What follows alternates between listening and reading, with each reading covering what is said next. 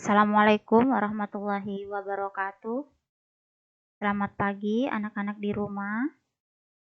Alhamdulillah hari ini kita bertemu kembali dalam pelajaran agama dengan tema yang sama, yaitu tentang surah Al-Falaq, namun pembahasannya berbeda.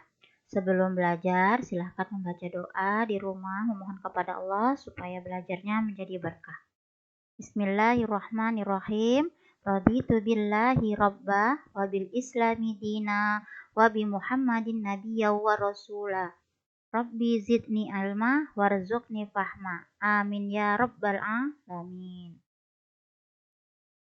Selanjutnya anak-anak, hari ini kita belajar tentang bagaimana cara kita memahami makna surah Al-Falaq.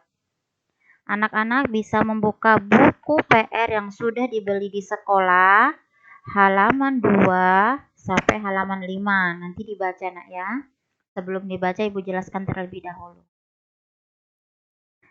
Surah Al-Falaq. Surah Al-Falaq ini merupakan surah ke-113 ya. Surah Al-Falaq adalah surah ke-113.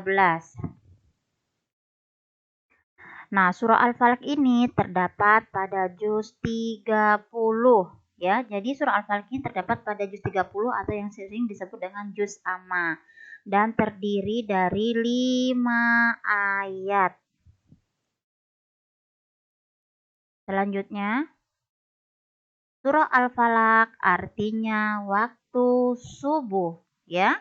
Surah Al-Falaq artinya waktu subuh menceritakan tentang apa? Tentang macam-macam kejahatan yang ada di alam ini. Nah, sekarang kita pelajari kejahatan apa saja sih yang ada dalam surah Al-Falaq. Simak baik-baik. Lafal dan arti surah Al-Falaq beserta kejahatan yang dijelaskan dalam surah Al-Falaqnya ya. Ayat pertama, ayo dibaca sama-sama. Bismillahirrahmanirrahim. Qul a'udzu birabbil falaq. Ya, ini bunyi ayat pertama yang artinya katakanlah aku berlindung kepada Tuhan. Siapa Tuhan kita? Oh, Allah yang menguasai subuh ya. Jadi ayat pertama ini menjelaskan tentang bagaimana kita diwajibkan harus berlindung dan berdoa memohon hanya kepada Allah Subhanahu wa ta'ala. Ayat kedua, min syarri ma khalaq, artinya dari kejahatan makhluk yang diciptakan Allah ya. Makhluknya yang diciptakan Allah apa saja? Ada manusia, kita berlindung nih. Misalnya ada perampok, ada orang yang ingin berkelahi, kita berlindung dengan membaca surah Al-Falaq. Dari godaan setan, jin, atau dari hewan-hewan buas yang akan mencelakai kita. Maka kita memohon kepada Allah supaya kita dijauhkan dari makhluk-makhluk ciptaan Allah yang membahayakan diri kita. Selanjutnya ayat ke-3. Wa min syarri ghasiqin idza waqab. Artinya dari kejahatan malam apabila gelap gulita. Anak-anak perhatikan, jika keadaan malam itu gelap, beranikah kalian keluar rumah? Pasti kita juga akan was-was karena kita tidak bisa melihat jarak pandang kita. Beda dengan siang hari, kita tidak tahu bahaya apa yang akan mengancam kita. Apakah itu dari hewan, apakah itu dari manusia yang berniat jahat kepada kita. Makanya kita disuruh mengamalkan surah Al-Falaq. Selanjutnya ayat keempat. Wa min syarrin naffatsati fil 'uqad. Artinya dari kejahatan perempuan-perempuan penyihir yang meniup pada buhul-buhul talinya. Artinya apa? Kita disuruh berlindung kepada Allah dari ini, dari para penyihir ya, atau para dukun-dukun yang berbuat jahat ya. Kita berlindung kepada Allah dari kejahatan yang dibuat oleh para penyihir-penyihir ini. Selanjutnya ayat ke-5. Wa min syarri hasidin idza hasad. dari kejahatan orang yang dengki apabila dia dengki. Apa dengki itu? Dengki itu adalah orang yang iri hati, tidak suka melihat kita sukses, tidak suka melihat kita berhasil, sehingga dari penyakit iri hatinya, dari perilaku iri hatinya, dia akan berbuat sesuatu yang membahayakan kita. Makanya kita disuruh berlindung kepada Allah dengan membaca surah Al-Falaq ini agar terhindar dari orang-orang yang berniat jahat dari penyakit iri hati. Nah, bagaimana cara kita mengamalkan surah Al-Falaq dalam kehidupan sehari-hari? Contoh yang pertama, kita harus menghindari perilaku syirik. Anak-anak dulu kelas 3 kita sudah belajar syirik itu apa?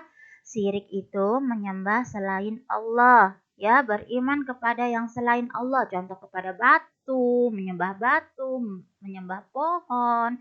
Itu namanya perilaku syirik. Tidak boleh, kita harus menghindari perilaku tersebut. Selanjutnya, rajin beribadah. Banyak bentuk-bentuk ibadah, sholat, mengaji, ya, bersedekah. Kita rajin ya. Selanjutnya, peduli terhadap sesama. Kita tidak boleh mementingkan diri sendiri ya. Jika ada teman atau orang tua yang membutuhkan bantuan, maka kita harus membantunya. Selanjutnya, meningkatkan kerja sama. Dan terakhir, berdoa hanya kepada Allah Subhanahu wa Ta'ala. Bagaimana anak-anak? Sudah paham dengan makna kandungan dari surah Al-Falaq dan jenis-jenis kejahatan yang dijelaskan dalam surah Al-Falaq? Jika belum paham, silahkan bertanya di kolom WA yang sudah Ibu sediakan melalui WA Group. Dan untuk tugas hari ini, tugas yang pertama, kalian memasangkan lafal surah Al-Falaq dengan artinya.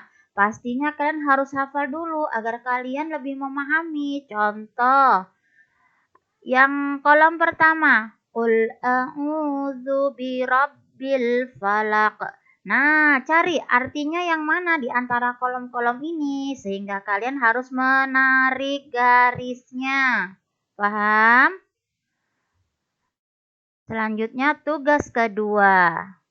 Berikan keterangan pada gambar di bawah ini sesuai dengan kandungan surah Al-Falaq. Ada berapa gambar? Coba dihitung.